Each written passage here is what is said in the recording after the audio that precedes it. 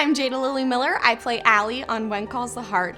And did you know that you can actually own all 12 seasons in a single box set? That's 139 episodes. Plus, there's 70 hours of bonus content. It's called the When Calls the Heart Elite Edition. You can find it right now online, or you can pick it up today at your local Walmart. So at the end of the day, we all went, okay, quick, all at the same time. What was your favorite point in the day? And we all went, ho, ho, ho. The When Calls the Heart After Show. With exclusive, never-before-seen interviews shot on location in Hope Valley as they were filming When Calls the Heart. Join the cast and the crew as they give you a first-hand, behind-the-scenes look at what it took to make Season 13 a reality. And now the host of the When Calls the Heart After Show, Elliot Wallach. Hi everyone, I'm Elliot Wallach and welcome to the When Calls the Heart After Show, Episode 9, where Lucas cannot catch a break. Edie left just when things were starting to get interesting. Tiffany's on the set with Miranda McDougal to talk about the merits of that choice. Let's take a look. Edie decides to leave, just when he maybe decides to come tell her how he's feeling. Do you think it was the right choice for her? I do think it was the right choice for her because I think she needed to strike out, clear her head. I think she needed to do something that was just for her. And she's spent so much time building this career as a lawyer. And I think she really cares about doing right by people. And she gets to work on such amazing projects with the Franklin and Sons. She's like setting up something for immigration and she's working with it. She's doing, I think, what really fills her cup. Or perhaps her intention is, to let things simmer with Lucas and then maybe check back in. But I think once she gets into this new position, she kind of finds her stride and she thinks, okay, you know what? I'm a strong person. I'm an independent person. I can be okay on my own and I can dive into these really meaningful causes that, and we see her kind of do just that until she gets a phone call. Yeah, let's talk about those phone calls. Yes. And let's talk about Florence listening in on those phone calls. I know. Flo, put the phone down. This isn't legal? about you. Is that legal? Come on now. Right? I think Maybe just that's the first next few season. minutes just to make sure it's connected. I know, but then it's like she's listening into she's watching her own Hallmark film, right? Yeah, she she's is. like listening. Yeah. No, I love Flo. I loved reading that in the I know, script. I was like, so this funny. is so on brand. It's And then perfect. she's asleep. Yes, I know. So cute. It's so cute. She missed the best part. She did. Yes, that series of phone calls that, of course, as in so many things with Lucas and Edie's relationship, it's like something else under the guise of work, right? Where it's like, we're talking about work. We're meeting about work. This phone call's about work, but there's always so much more underneath that, which is fun to play. And I'm grateful that the writers kind of write it in that way because it gives the superficial work stuff so much depth and there's layers to play as an actor. He had set some money aside for the new school build in Benson Hills. That was then diverted elsewhere. So he calls Edie and he's kind of tired being the nice guy. He wants to play ball. And she gives him a few suggestions and they ultimately land on a private donation from the Franklin and Sons Foundation where Edie is working because Mrs. Franklin has a soft spot for education and it all kind of feels very full circle. And I think Edie's really excited that she's able to help both get this schoolhouse finally built. But also I think she's pleased that she's able to help Lucas. Yeah. And he tells her he apologizes. Yeah. I know. But she doesn't soften right away. She doesn't know. I think she really sees them as kind of ships in the night maybe. And maybe their time has passed. I still think there's lots of protection there. And does she really believe that? Is that truly how she feels? Is she just saying that to protect her heart? I think it's a little bit of both. Yeah. Tell me about these phone calls because I feel like they start building some chemistry through these phone calls. Yeah. They pull an all-nighter, which is fun. Yes. They're on the phone all night long, hashing out their plan. The phone calls were difficult to shoot. I like how they were written, but we weren't there at the same time. Miranda and I, for it was shot on different days, so we were reading with our script supervisor. So it's tough. I found it tough because you don't know what inflections the other person is going to be using and what tone the other person is going to be using. So hopefully it cuts together because neither of us have heard how the other person read, other than what we imagine they might do in their mind. I'm curious about it. Yeah. But I like that we got the opportunity to kind of rekindle and create a bridge at long distance. And then I think, is Florence eavesdropping or somebody eavesdropping? She is eavesdropping. Always eavesdropping. That Florence. I thought that was so funny when I read that. And then she misses, because Lucas apologizes at the end of the conversation, and Florence is asleep. She's asleep. She missed She's it. asleep. Classic. She stayed up all night waiting. Yeah. Forget all of your fears and just follow your heart before it's too late. That was the ND hotel room that we see For Edie. Yeah, on the phone. And when she's in Union City. Yeah. Where was that? Where'd you put The barbershop. Okay. Yeah, and we did a translate for that, and we printed a big screen so that we could put it out of the windows. So when you look out the windows, I mean, honestly, I'm not even really sure we actually do see out the windows, but if we had, it would have looked like a cityscape. Did you expand Edie's wardrobe this season? Yes, we did. Okay, tell me about that. Well, we actually added a few dresses because she had few scenes where we could add, like something a little bit, let's call it a little bit more casual. I would like to expand more. And then we added like a few pants, especially like she had like a big block, I think, the previous one. So I wanted to like just, add a few more pieces. It didn't make sense for her to have new pieces prior to that though, because we were dealing with the fire. She lost kind of everything in a fire. So it didn't seem like she would be concentrating on her wardrobe and, renewal of her closet because she was helping all the victims, right? So that, you have to kind of sometimes think about that. Like, you want to give them new wardrobe, but it doesn't really make sense for them to have any, right? So you kind of want it to be as authentic as possible. Because she goes to the city. She leaves Hope Valley and goes to the city. Did you have a specific outfit for her when she... Well, I really like her, actually, we started already last year, like the pale, off-white pinstripe suit, right? And we didn't see it that much this year. So, I kind of tried to recycle my favorite outfits for, the special occasions, especially if we didn't see it much. Yeah. Because she was, wearing pants a lot and, blouses. And she was wearing, a vest. And then we have this blouse, which basically has, a detail on a collar, and it's purple, which matched this purple skirt we found. So that's kind of one of her more dressier outfits, right? But you just have to find a right time to add to the closet, because sometimes it just doesn't make sense, right?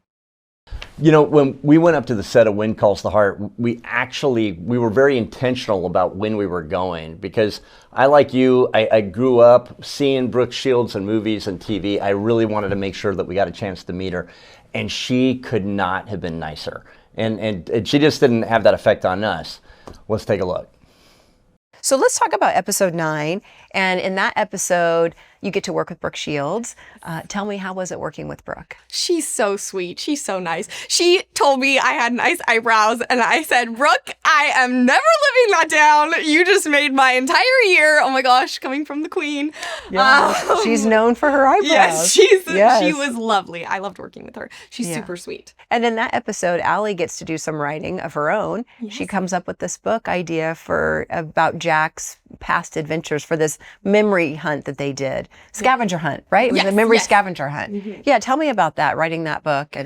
Well, Allie decides that she wants to turn one of Jack's old case files into a memory story for Highland for little Jack, because she didn't know Jack Sr., of course. And so she has this nice scene with Oliver about it. So there's kind of a whole step process. So she's got the nice scene with Oliver, and then she gives it to LJ, and Brooke illustrates it, which is very sweet of her. And it gives a little glimpse into maybe what Allie's future is going to be. Maybe she becomes a writer. I don't know. She's got a lot of possibilities ahead of her, but we know that she's always been into poetry. Yes, so I guess remember she's that. Into writing as well. So why do you think Oliver was so willing to help her come up with that story? Well, I think Oliver's pretty willing to help Allie do anything if he gets to hang out with her.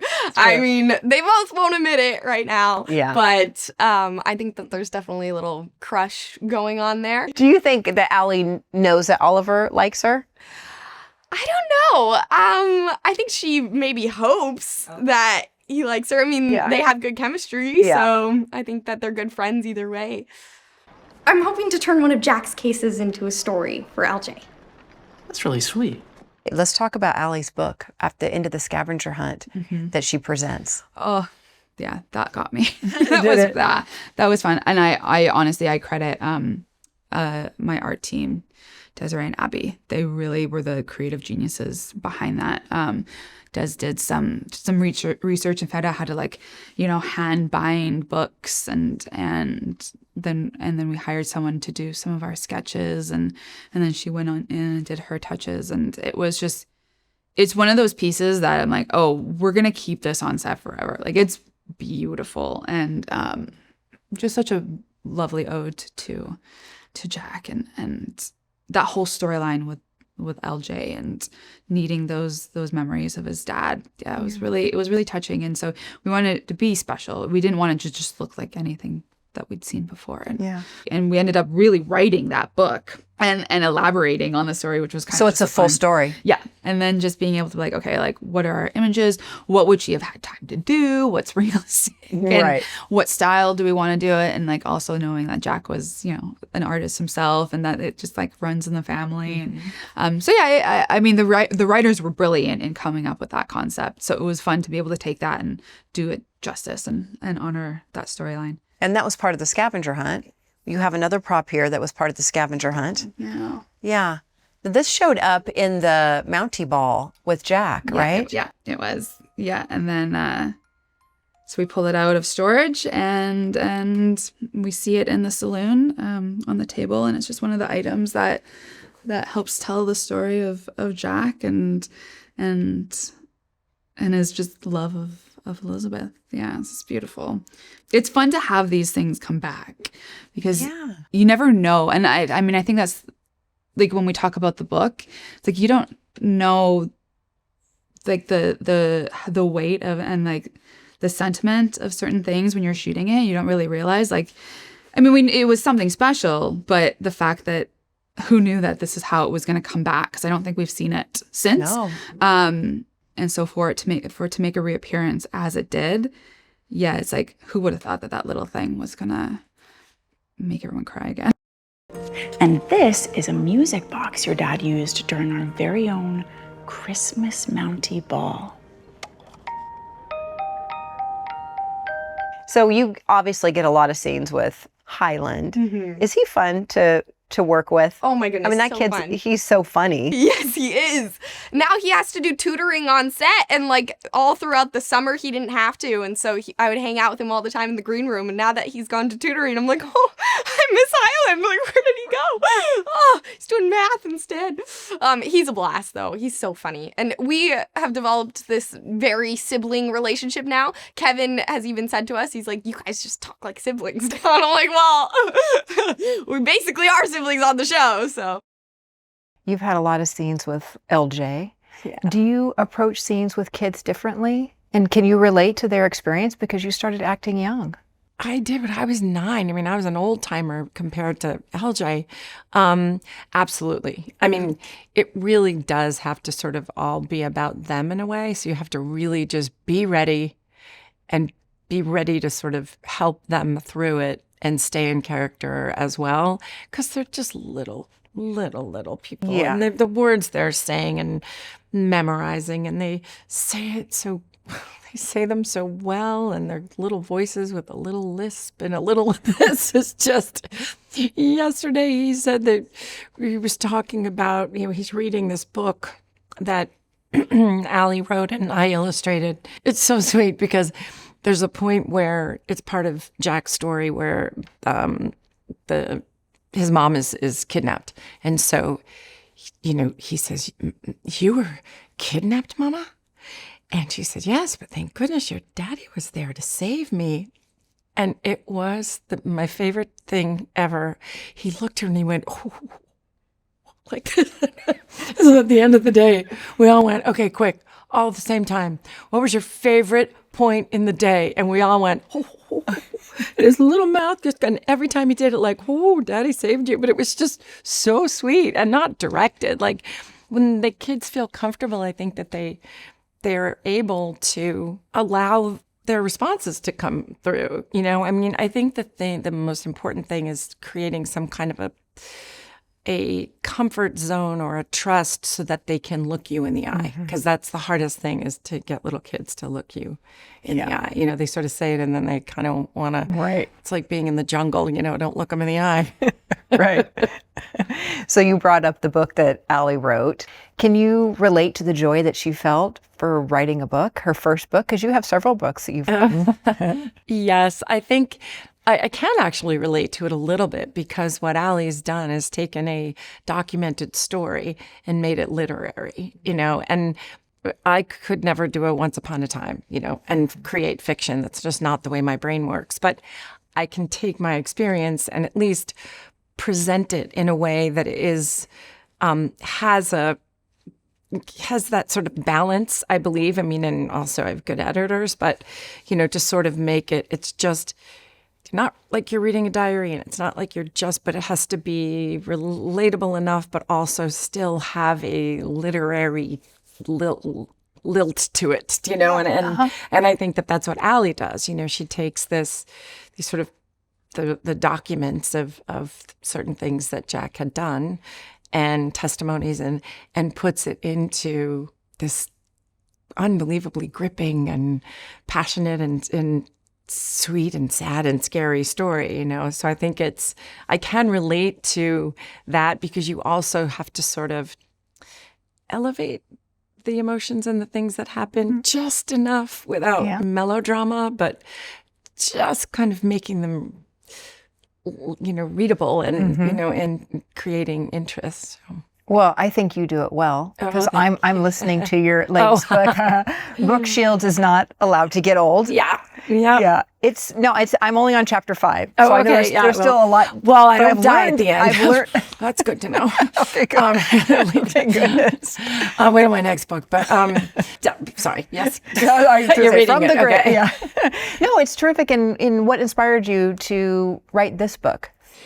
Well, it was interesting. I started my own company, during COVID. It's called Commence, and it's hair care for women over 40. And I've been working on it for 4 years, and we launched a year ago. And it was just what it was like to be an entrepreneur in my late 50s was not for the weak of heart. And my agents kept hearing me just pulling my hair out and saying, like, what about this is just so hard, and it's all that. And they said, well, why don't you write a book about what it's like to start a company and become a CEO in your late 50s? And I said, like, I just don't know if that's enough for a book. I don't know if that's interesting enough. And it's not like I, created Apple or something like that. It's just, so I said, all right, let me think about what would make sense. I realized that for myself and for most women, you hit this era in your life and you become overlooked in a way. You expect it as an actress. Oh, I mean, you're not the ingenue anymore, obviously, but you don't expect it really from the entire world or marketing or all of beauty. When we as a demo want to spend money on ourselves but want products that really work. We care about the way we look. It's important to us. We've had families and run companies or had businesses and we find ourselves in this sort of empty nest place and we don't know who we are anymore. And, in marketing, you're the hot girl at the bar or you're in Depends. Right. So it's like there's no in between. There's no in between. And all the women I know in between are fabulous. Yeah. And so I said, maybe the book, if we combine a lot of research and statistics and things that can actually say, this is what's happening in a woman, this are the numbers of women that go through this. We are not just menopause. We are, and to use my experiences going through it to be sort of the conduit into, hey, this is what we're going through and it's not fair. And we need to be respected and paid attention to. And it's not angry. Right. It's just, we're here. We've done a whole heck of a lot. Mm-hmm. We've made it this far. Yeah. And there's a lot to be said for that. And so when I pitched it, that was the pitch, was that, you know, it was delicate because it wasn't, well, if this is happening to me, you know, it was much more around the sort of like, look at what's happening to women in this day and age. And I was at a cocktail party and there was a man and we were talking about wine and I didn't know what to say. And I was talking about, I don't know anything about wine really. I know I can drink it. That's about all I know. And so I was thinking, oh gosh, he's got this red wine collection. And I wonder if a 1965 Barolo by this point is like jam. Because I thought it'd be a funny chapter. Like I'm in my jam phase, you know, just to sort of take the piss out of, you know, all of this, you know, oh, it's terrible that you're getting old. You've got one foot in the grave. And instead of saying 1965, I said, oh, well, I'm 58. And he went, I really wish you didn't say that. You really didn't need to tell me that. And like a second before, he was like, yeah. And I was like, what? And I said, why? Does it make you older? And he said, well, I mean, yeah, but no, I mean, no, and I thought, oh, wow. You can't find a 58-year-old woman appealing. You can find a 30, you know, or whatever, but we're not, that's an outrage, right? And I just thought, I'll let this guy off the hook, you know, I don't need to just insult him. And I just went home and I called my editor and I was like, this interesting thing happened. And it was sort of like this, all right, let's see if this is possible. And it just became sort of a catchy way for us to say, like, we don't want people we hold up on pedestals to get older. You know, the Marilyn Monroes of the world stayed young, and James Dean. And so I'm not comparing myself to them, but by virtue of me actually aging, it's disconcerting to people. And that's an interesting psychological trope in a book, I think. And so they loved it. And so the book really just became about where we are in our lives and, you know, how we can move forward and feel really good about how much we've done and who we are and, you know, our friendships and all that. Yeah. So, and you're very candid. And I'm finding it refreshing, enlightening, and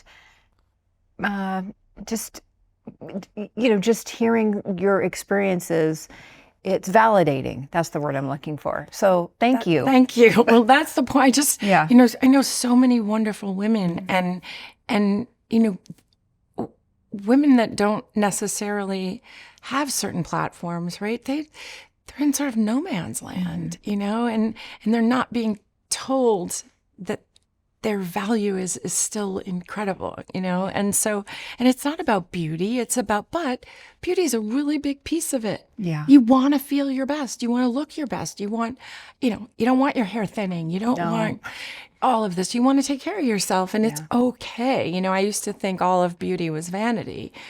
And, you know, God forbid I, you know, look at myself in the mirror, because that just means I'm vain. And it's not, it's a privilege. It's, you know, it's your right. So I think that it's sort of switching the narrative on aging and you know, making it okay for everybody. Yeah.